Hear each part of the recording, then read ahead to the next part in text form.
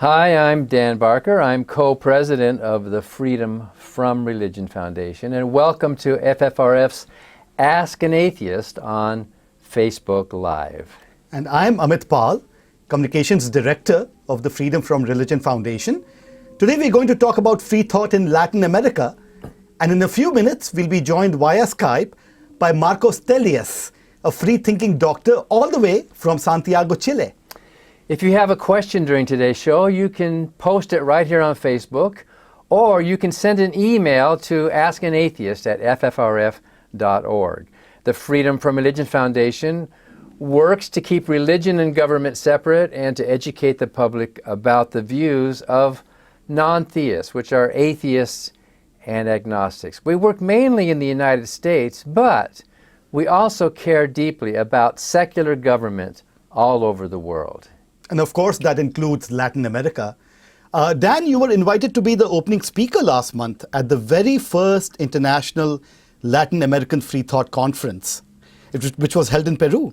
Yes, it was called El Primer Encuentro Latinoamericano de Libre Pensamiento, which is the first Latin American conference of free thought, held in the beautiful white city of Arequipa, which is in southern Peru. It's the second largest city in Peru. It's called the White City because, as you can see here, many of the original colonial buildings were constructed with the white volcanic stone called sillar. Arequipa is surrounded by 3 volcanoes. And while you were down there, Dan, you and FFRF co-president Annie Laurie Gaylor got to do some sightseeing in the fabled city of Machu Picchu. Well, before the conference, we took a few days extra and went to Cusco, and then we went to Machu Picchu. And you can see Annie Laurie broke her leg in Cusco, but she did not want to miss Machu Picchu. So she got as far, on her crutches, she got as far as the entrance you can see there. And then she sat and waited for me while I took a 2-hour tour through the rest of Machu Picchu, looking at all of this amazing citadel of the Incas that was built there. And there I am doing my famous free thought greeting. I claim this planet in the name of free thought. So it was quite a moving experience to think about that culture, the history that was obliterated by the Spaniards who came over with a sword in one hand and with a Bible in the other, and pretty much ruined that entire country. But it wasn't all sort of just, fun and educational fun even. You were down there for this conference in which FFRF played an important role. What was our role in this first all-Latin American conference? So this conference, it's pretty amazing that this conference just sprung up sort of out of nowhere. A couple of men in Arequipa, an ophthalmologist and a lawyer, decided let's do this because we need to fight the Catholic religion, and we need to fight Pentecostalism, and we need to fight for gay rights and women's rights and for secular government.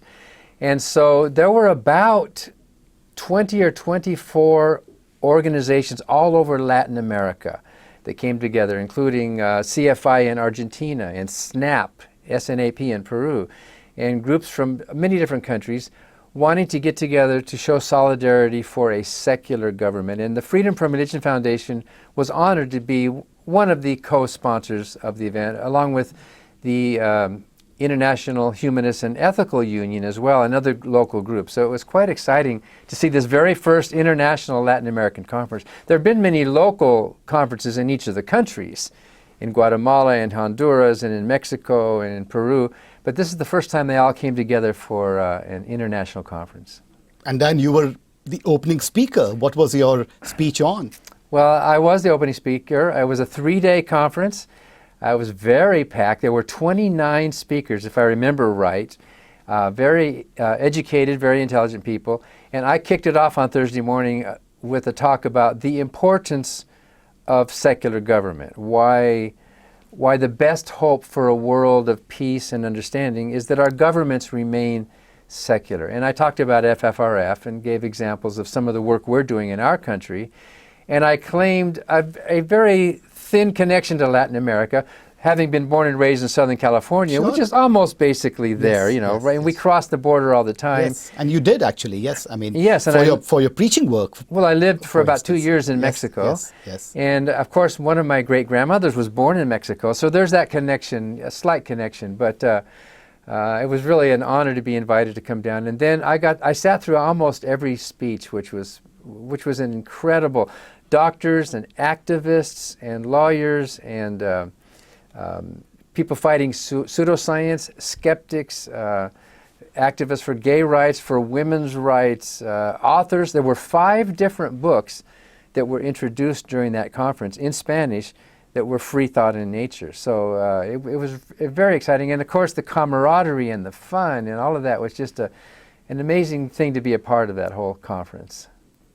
Wow. I mean, and of course, when we talk about Latin America, to actually quote President Reagan, who when he went down there in 1982, he said, "You'd be surprised. They're all individual countries." So then, you and I, and many people know this, if not most, but still, that illustrates that there's a range of countries in Latin America on all issues, including when it comes to free thought. Perhaps you and Marcos can talk about, which countries are more along the secular end of the spectrum and which are more religious and dominated by the Latin Didn't American. Dan Quayle say something about, or he didn't say He that? didn't say that. He's supposed to have said that I should have taken Latin in high school. If he's going to visit Latin America. But that's Well, probably made up. That's kind of like when I was a child, I thought Africa was a country. Sure. And I think there's a lot of Americans who think Latin America is it's a country, or Sure. But there's all this diversity, and the speakers at this conference were from about 12 different countries, I think, or 8 or 10, and then the attendees came from Puerto Rico and from Mexico and from Chile and from Guatemala and from Costa Rica, and I'm forgetting some of the countries that were there. But one of the presentations at the conference was given by a doctor in Chile, in Santiago, Chile. His name is Marcos Telias, who, besides being a doctor, is also an expert on the New Testament. And we actually have Marcos connected today and by Skype. And hello, Marcos. Hi, hello. Thank you for having me here. Yeah, welcome, Marcos. And actually, Dan, in his piece on the conference, mentioned Chile as one of the better countries when it comes to separation of state and church. Would you agree with Dan being from Chile itself? I would partially agree. I think when you take Latin America as a whole, Chile is certainly not as religious as other countries, but we still have serious issues where church is a present part in government issues. I mean, we recently had a approval of a abortion. It used to be illegal. It's just been legal for a couple of months now. Wow. But it took years of debate, and people asked to debate these things used religious arguments in Congress. I mean, it's not. It wasn't weird. It was the common thing. The expected arguments. Everybody expected religious authorities and religious people to be the ones that decide and ultimately make laws. Fortunately, now it's at least legal for 3 causes: rape and fetal inviolability and other stuff. But it's not a free abortion either. It's not for everybody. But at least we're getting there. And it's still, like I said, even though we are a secular country, public hospitals, many of them have religious tendencies. And after the law was passed, even hospitals decided that they were not going to do it because it went against their principles. Against the Catholic principles.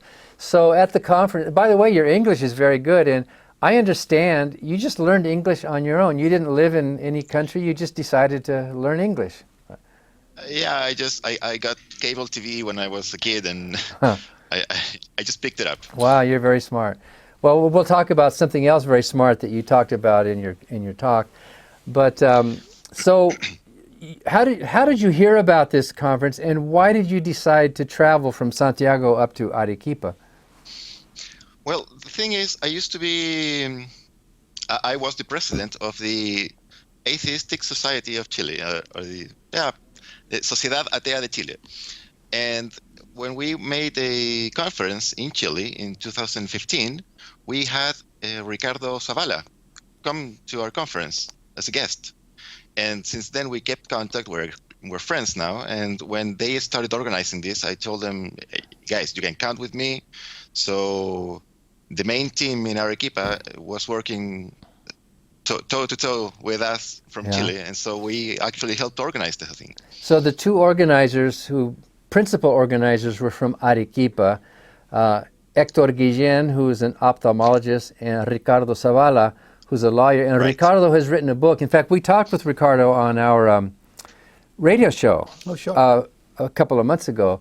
And one of Ricardo's books was introduced at this conference. So you knew Ricardo, and he told you were planning this conference, and so you wanted to attend.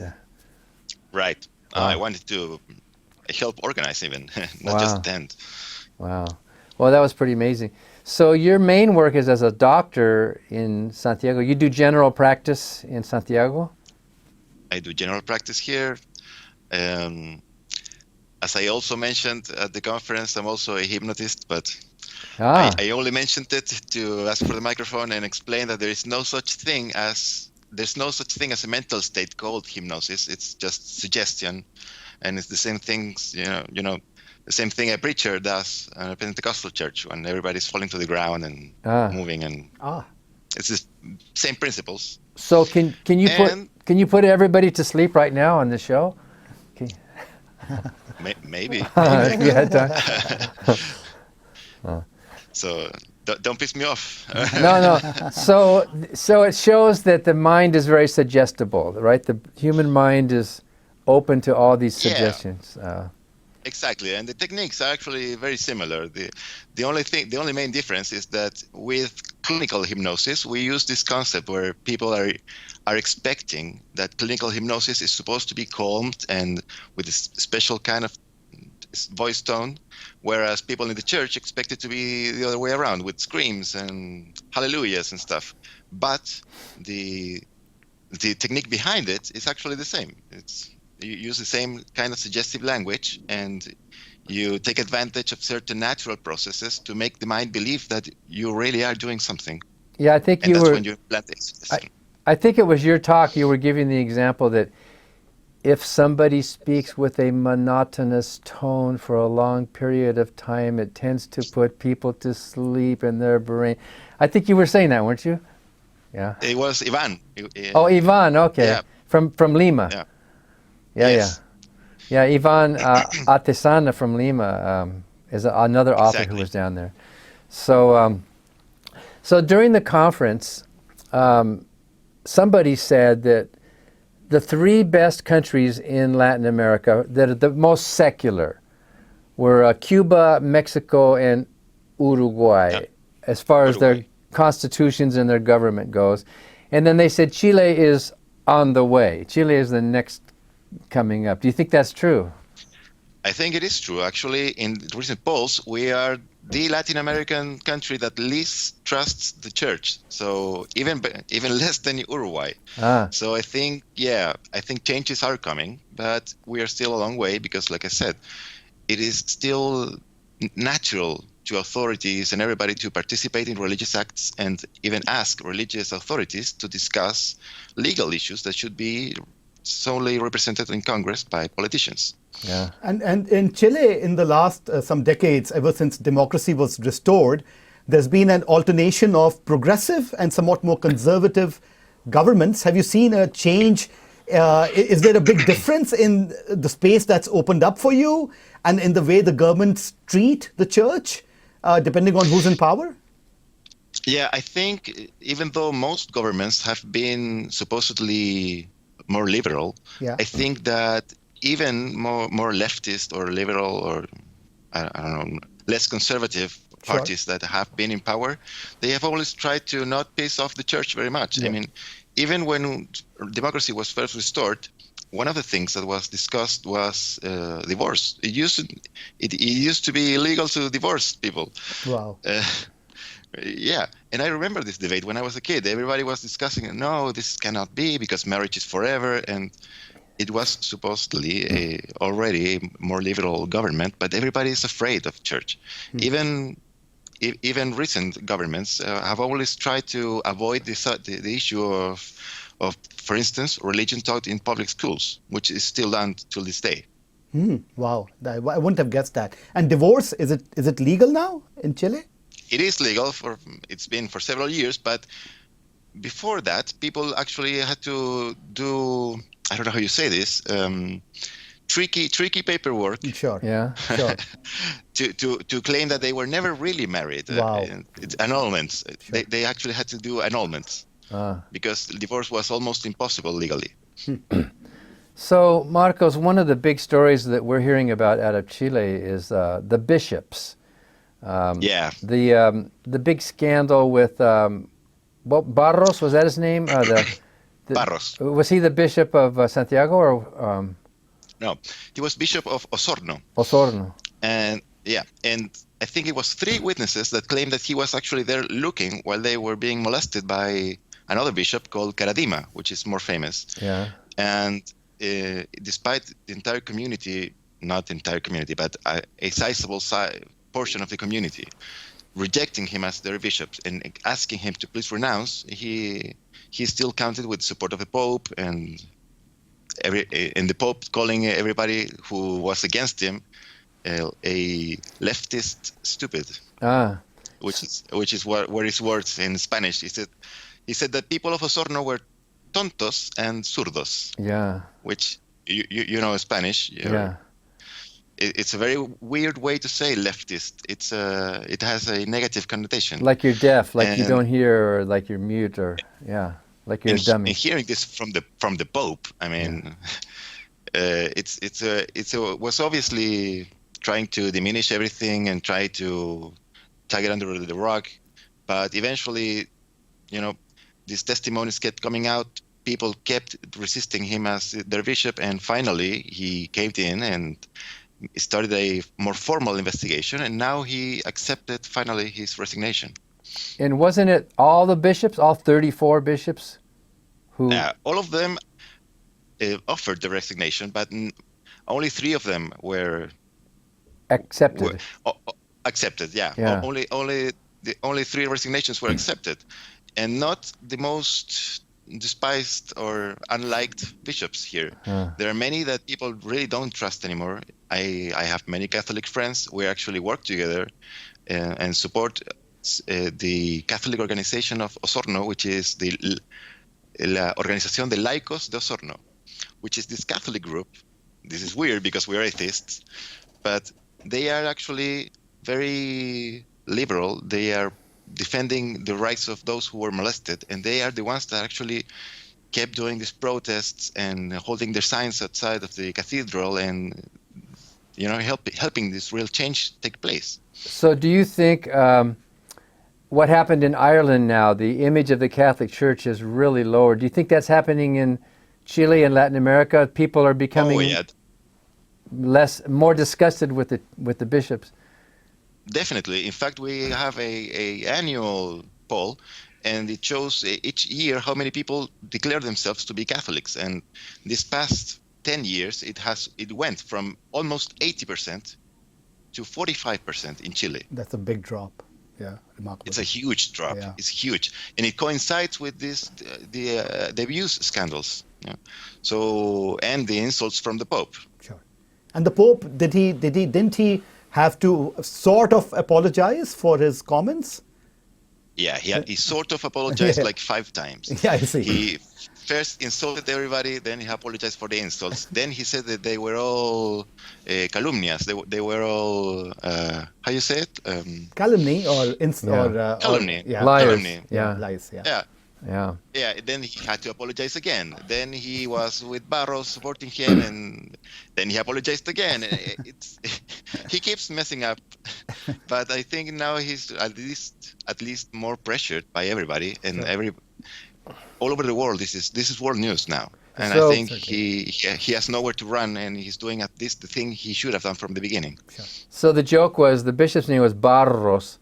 The joke was, La Iglesia Católica tiene pies de barro. The Catholic Church has feet of clay, because his name means clay in Spanish. So, mud. Or mud, yeah. Okay. Yeah, feet of mud. So before we take some questions, there's so much to talk about, women's rights and gay rights. I understand that about 10 or 12 countries in Latin America not only have God in the Constitution, but they formally recognize the Catholic Church through the concordats and through the agreements with the Holy See. Is Chile like that, or does Chile have God in the Constitution? Or? No, thank God we don't have the God in the Constitution. Yeah. It used to be, but it changed in 1925. But we do have, like I said, laws that try to push religion into states. So, for instance, even though God is not in the Constitution, we have another law that doesn't matter the number, but it says that it describes the different classes for school. You know, it's a regulatory law for how school should be implemented. And when it comes to religion, it says that this is the class that is meant to be the inspirational class for students in their search of God. And this is a law which mentions God with caps, you know, Yeah. and capital G, and it makes no sense. I mean, the government is supposed to be secular. There is no open endorsement of religion in any other place. But when it comes to religious classes in schools, you know, you have laws that say this explicitly. Yeah.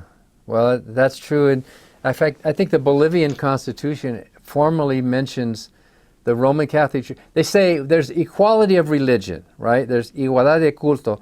But the Catholic Church has a special place in the country, and it's even named in the Constitution.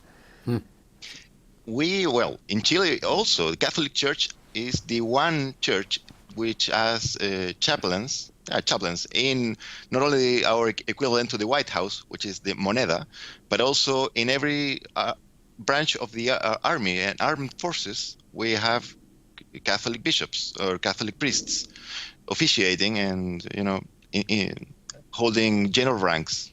Yeah. They are actually named generals when they join.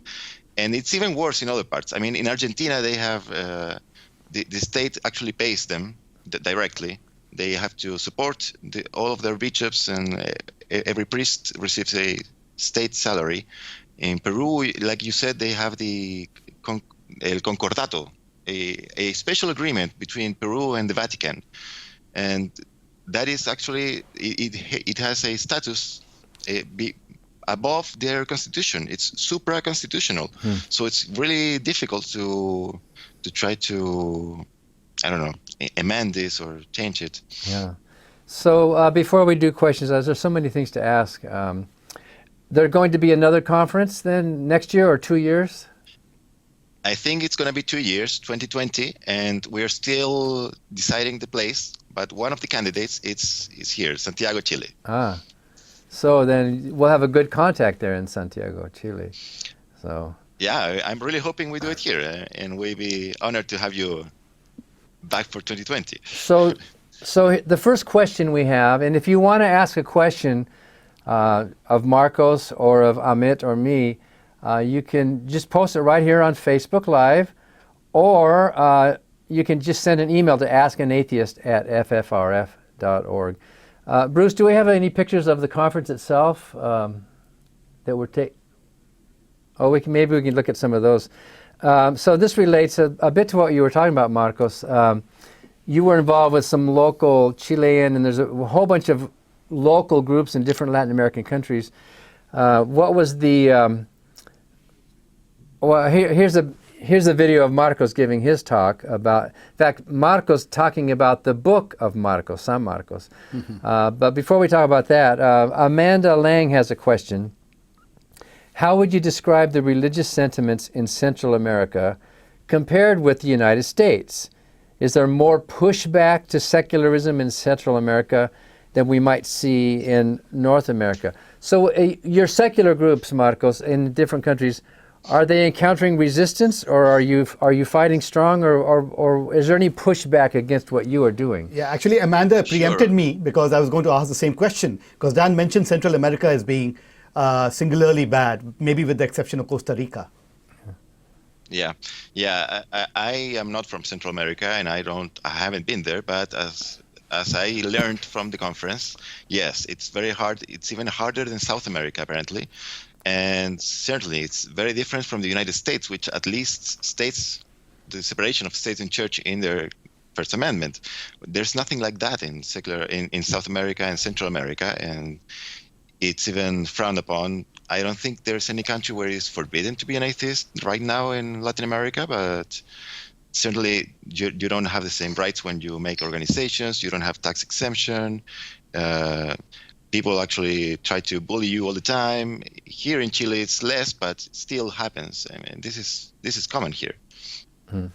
So we have another question. This is from Chris Freeman, talking about the fact that in many Latin American countries there have been some brutal dictatorships in the past. And do you think there's a strong connection between Latin America's fervent religiosity and the brutal dictatorships that have emerged there in the past? That is a great question. Actually, yes, certainly yes. Every dictatorship has, most dictatorships, I don't know every history of every country in Latin America. But here in Chile, for instance, the law that makes schools teach religion was implemented in dictatorship during Pinochet. In Peru, the agreement between the Peru and the Vatican to actually make obligatory religious classes is also done during dictatorship in Moreno Bermúdez. It was their General Bermúdez. In Argentina, the same thing. I mean, these models of dictatorship clearly had similar ideas that, religion was important to keep control. I think that was the reason why so many different dictatorships actually did this very same thing: reinstate religion, make it obligatory, making religion a part of state, and so on. Yeah. Well, maybe it's because there's a human instinct to obey the big man, the God, right? If a dictator wants to control the people, you can tap into that. You need to obey and be like a child before the father figure. So maybe most dictators would find that advantageous. Sure. And I think they also, and Marcos can perhaps confirm this, they were also claiming to represent traditional values most often, because these are right-wing dictatorships. And part of that was, of course, a good part of that was defending religion. Yeah. Yeah. So. But I read, Sure. I read, Marcos, that in Peru, the ancient Inca Empire also used religion. The Incan emperor was the sun god, but maybe you can correct me if you know more than I do. It was a benevolent dictator. I tend to be quite skeptical about these benevolent pre-Columbian cultures. I mean, you gotta admit that they had these rituals where killing virgins and stuff, or sacrificing people to volcanoes. So. I don't really think any sort of organized mythology is gonna be positive for any society unless you're trying to control people. Yeah, well, they did say they were the god, the sun god. So that's so there is that tendency through history to. In any event, and they had these ritual knives to actually open the chest of very people. Very famously so, yeah. Yeah, so, that doesn't excuse Pizarro and his raping of the country, sure. but still, it was, you're probably right. We tend to glamorize the past more about all that. Do we have another question here? Here's from Corey Melton. Referring to the Pope's derogatory comments toward the left, as you mentioned, Marcos, and the drop from 80% to 45% in Catholic alignment in Chile, do those numbers look the same for their political alignment? Is the society now about 65% on the left? I wonder if they've lost their entire left-leaning base. Is there any connection there? I don't think so. Every election in the past 20, 25 years, or even more maybe, it's always been won by 55% versus 45%. And it changes from one side to the other depending on which promises each side makes. I don't think people are going to become leftist or rightist or anything simply because of derogatory terms. What happened is that nobody trusts the Pope now. Nobody believes some people, of course, trust him, but most people don't trust him. And I think that is the thing, is the generalized feeling of this Pope, this guy just comes here, insults us, and then, But I don't think people are gonna start switching. I think the one group that is actually kind of growing is the center, and I think that it could even be a positive thing because, sadly, this whole thing of left and right in South America or Latin America has been the cause of all of these dictatorships and periods of anarchy and, how do you say, coup d'etat? Yeah, coup d'etat. Yeah. Coup d'etat, Yeah. This is paradigm of struggles between classes and stuff, and I don't know. I think the center is I think it could be a positive thing. The center is starting to grow for the first time in Chile, and it's starting to address issues in a more, I don't know, from a more neutral point. So, Marcos, I have to sort of ask you this since you mentioned the Pope now a number of times. Obviously, he's in huge quotation marks special for Latin America because he's the first Pope from there, from from Argentina. And I was wondering if you could just briefly talk a bit about that, as to how that changed initial perceptions of him or formed initial perceptions of him and how that has changed. Well, at first, everybody liked him. I mean, everybody used to think, this guy's going to change everything. He looks very liberal. But I don't really see that much of a change from recent popes. I think maybe there's a change in publicity. He appears to be more liberal, but if you look at what he used to say before he became the Pope, for instance, when he was asked about homosexuality, now that he's the Pope, he's saying, who am I to judge? Everybody, whatever. But before he used to say, no, this is the devil is trying to influence these people to ask for marriage rights. And this is stuff he said before he was named Pope. So I think there's a lot of good publicity for him. Sure. And most people liked him. Most people from Chile thought it was great that he was from Latin America. But I think that publicity is wearing off now, and not many people like him that much right now. Sure. So we have a question from Austin O'Keefe. Do you think church attendance is dwindling, lowering in Latin America? Yes. In Ireland, Yes. Ireland went from 85% is now 15%. What's happening in Latin America? Yes. I don't know if you've seen the pictures, but the last pope that had been in Chile and Latin America had been John Paul II. And those pictures were compared to the pictures of Francis coming right now, and he couldn't really feel any stadium, he couldn't feel any plaza, it was everything almost empty. And when he went to Peru, it was the same thing. Really few people. It's very different now. I think it's a generalized process, and this is actually known in sociology. It's called the secularization of society. People, of course, as time progresses, not necessarily become more atheist, but they do become less trusting of organized religion, and this is happening all over the world. It's just sociology. It's what happens. People don't trust this almost kingly figure. Basically, he's a king. Yeah. So. Yeah. In our country, about 1/3 of the young people, like 30 years old and younger, the 20s, about 1/3 of them have no religion. Is that happening in Latin America? It's the same here. It's exactly the same. The one group that keeps growing is the knowns, the ones that are no religion, no affiliation, but not necessarily atheist or agnostic or anything, just no. Those that answer no, that's the fastest growing group in every society. Yeah. Catholics are dwindling, Protestants stay almost the same, a little bit shorter lately, but the one group that is kept growing, and now it's also around 30 or 40% is the nuns. Wow. So one of our viewers, Phil Monroe, he wants to know about you. Were you raised religious? No, actually, I was very lucky. I come from a very religious family.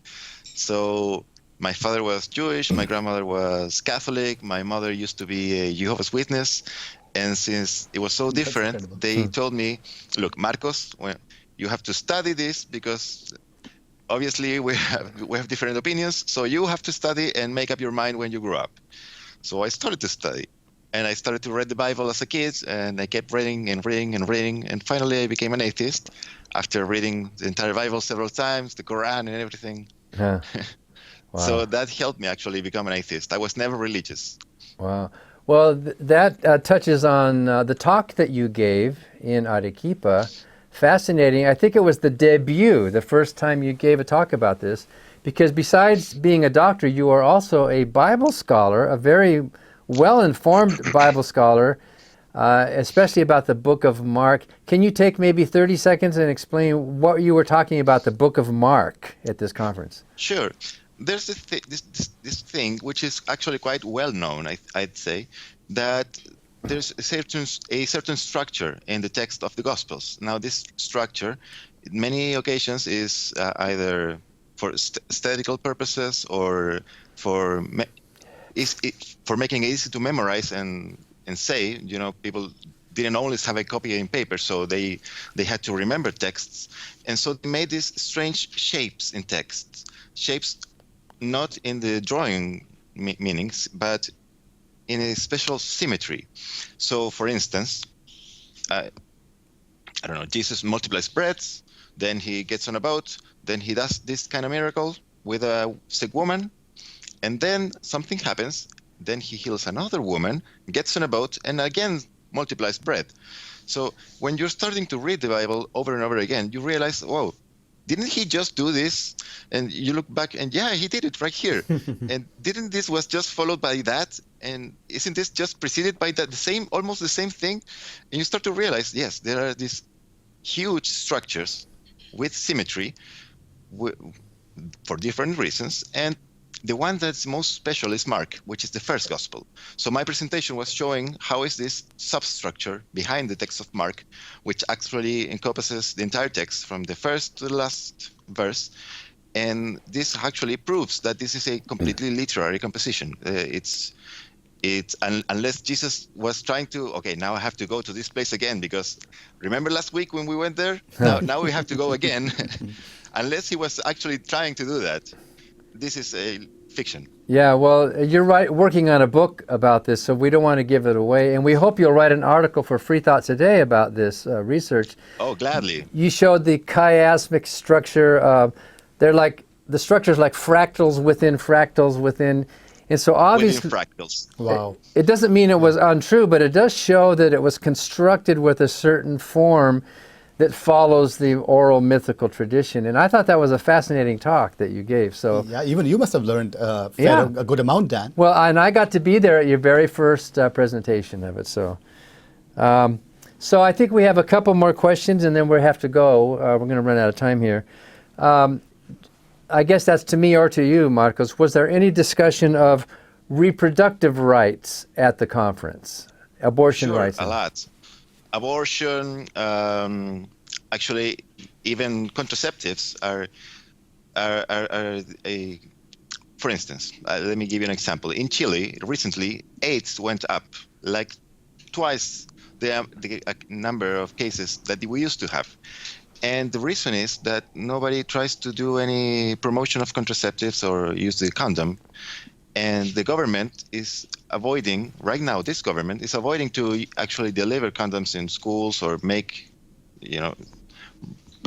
brochures or whatever to explain and to facilitate their use, because it goes against family principles. So this happens everywhere. Not just contraceptives. Abortion is outlawed in most places. I think Uruguay has it. Chile now, for these 3 causes, like I mentioned, in most other places it's illegal. There's also this notion that women have to, procreate. That is part of their job, and also it's the one thing that maintains poverty. Making a woman hold a family with 6 or 7 children is obviously going to keep that family in that place forever. Yes, it's one of the many issues, and not just reproductive, also gay rights. I mean, it is not legal for gay couples to marry. It is, in most places, it is not legal for them to adopt the children. We have the situation here in Chile. We have a centralized orphanage almost, which is called the Sename. And thousands of kids go there. Many of them even die. And they are waiting for either rehabilitation or for somebody to actually try to adopt them. But couples trying to adopt them cannot adopt children if they are gay couples. So they stay there forever. And, you know. Wow. Yeah, so, well, there's a lot of work to be done. A lot. Well, in our country as well, there's a lot of work to do. Certainly, And of course, you know, the Freedom from Religion Foundation, we have a legal branch who fights in the courts.